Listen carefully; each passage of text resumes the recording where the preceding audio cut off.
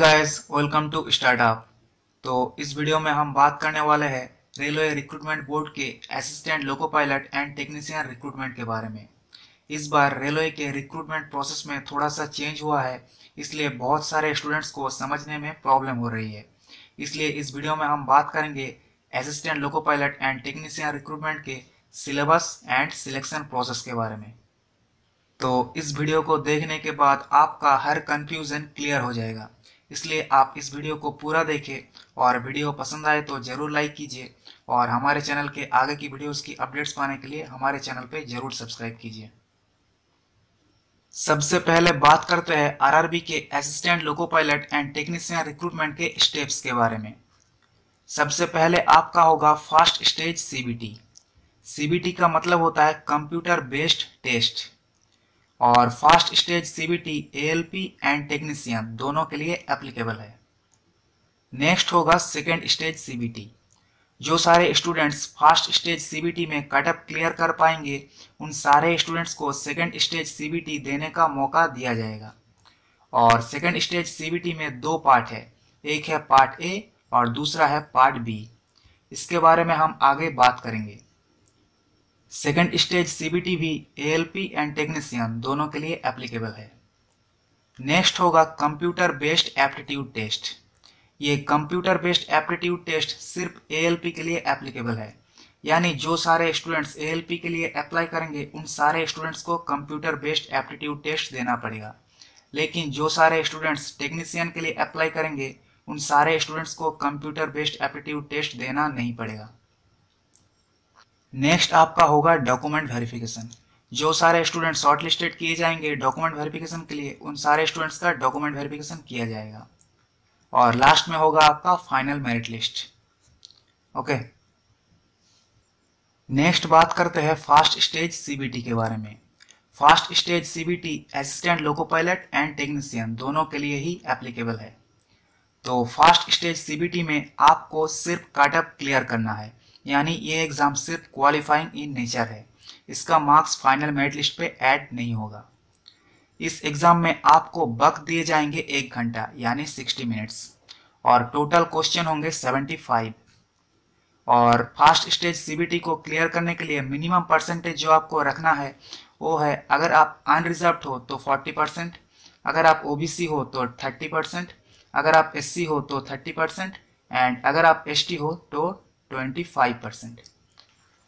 Next बात करते हैं फास्ट स्टेज सीबीटी के सिलेबस के बारे में। फास्ट स्टेज सीबीटी में 4 पार्ट है। सबसे पहले देखिए मैथमेटिक्स यानी मैथ।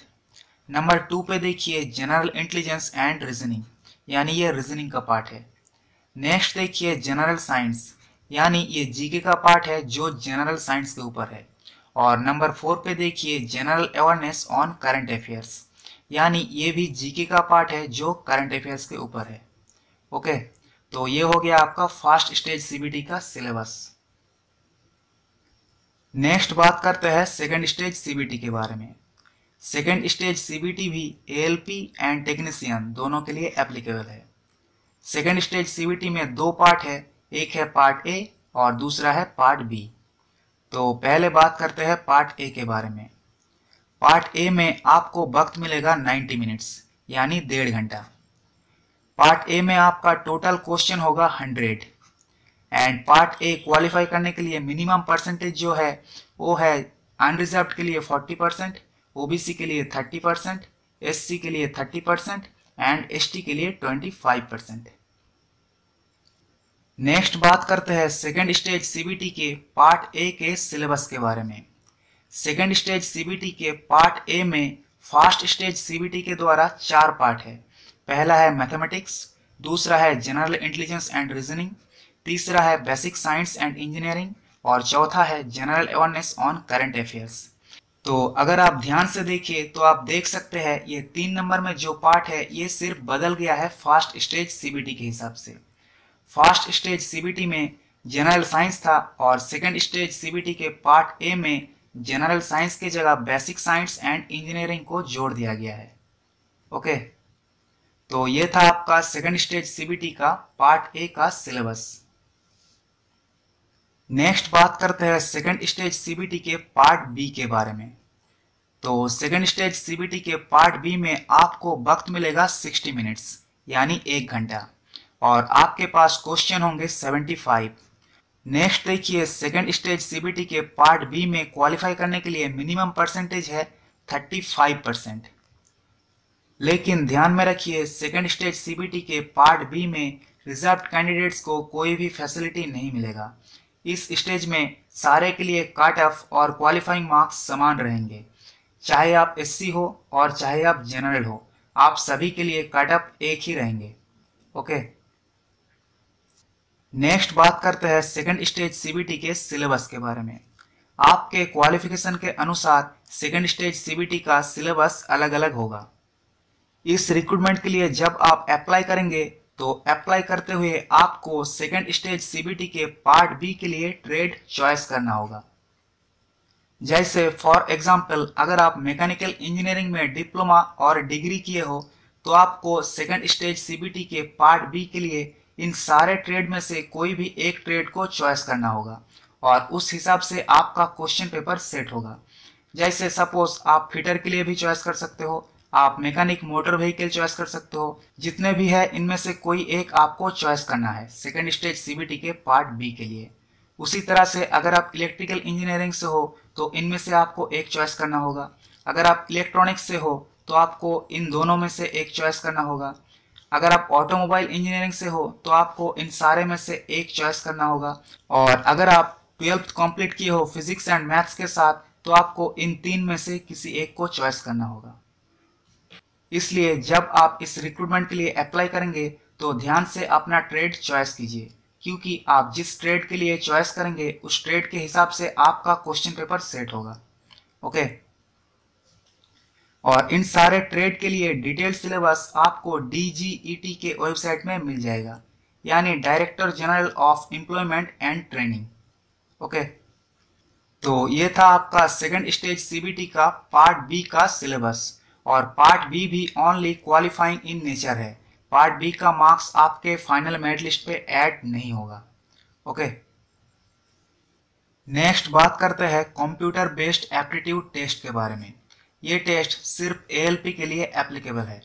जो सारे स्टूडेंट्स सिर्फ टेक्नीशियन के लिए अप्लाई करेंगे उन सारे स्टूडेंट्स को ये टेस्ट देना नहीं पड़ेगा।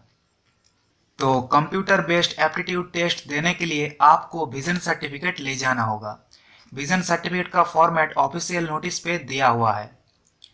ये जो टेस्ट है ये साइकोलॉजिकल टेस्ट है, जो पहले साइको टेस्ट के नाम से हुआ करता था।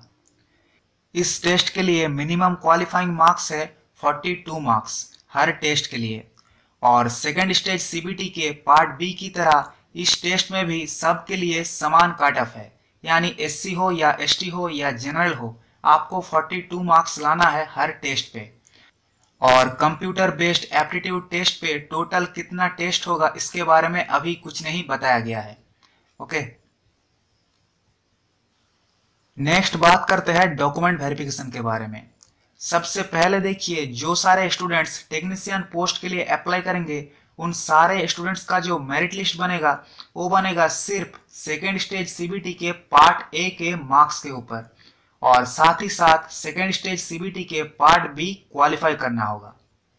यानी टेक्नीशियन पोस्ट के लिए सेकेंड स्टेज सीबीटी का पार्ट ए बहुत महत्वपूर्ण है। नेक्स्ट देखिए, जो सारे स्टूडेंट्स असिस्टेंट लोको पायलट के लिए अप्लाई करेंगे उन सारे स्टूडेंट्स का जो मेरिट लिस्ट बनेगा वो बनेगा सेकेंड स्टेज सीबीटी के पार्ट ए के marks and computer based aptitude test के मार्क्स के ऊपर। यानी एएलपी के लिए अगर आप अप्लाई करेंगे तो सेकेंड स्टेज सीबीटी का part A and computer based aptitude test दोनों ही महत्वपूर्ण है। तो असिस्टेंट लोको पायलट का जो मेरिट लिस्ट बनेगा उस मेरिट लिस्ट का 70% वेटेज होगा सेकेंड स्टेज सीबीटी के पार्ट ए के ऊपर, और बाकी का 30% वेटेज होगा कंप्यूटर बेस्ड एप्टीट्यूड टेस्ट के ऊपर। तो इस तरह से technician post and assistant loco pilot दोनों के लिए मेरिट के हिसाब से डॉक्यूमेंट वेरिफिकेशन के लिए बुलाया जाएगा। ओके, लास्ट में देखिए फाइनल मेरिट लिस्ट। तो फाइनल जो मेरिट लिस्ट बनेगा वो बनेगा वैकेंसी के हिसाब से। अगर 100 वैकेंसी है तो 100 स्टूडेंट्स को फाइनली सिलेक्ट किया जाएगा। ओके, तो ये था आरआरबी के assistant loco pilot and technician recruitment के फुल सिलेक्शन प्रोसेस। और मुझे उम्मीद है आपको इस सिलेक्शन प्रोसेस को लेकर कोई भी कंफ्यूजन नहीं रही होगी। So okay, thank you. मुझे उम्मीद है आपको इस वीडियो से बहुत सारे जानकारियां मिली है। अगर आपको इस वीडियो को अच्छा लगा तो कृपया लाइक कीजिए एंड अपने दोस्तों के साथ शेयर कीजिए। आपका कोई भी डाउट हो, कोई भी क्वेश्चन हो तो कृपया कमेंट करके बताइए और हमारे चैनल पे सब्सक्राइब करना बिल्कुल ना भूलें। आपके अपकमिंग एग्जाम्स के लिए all the best. Thank you.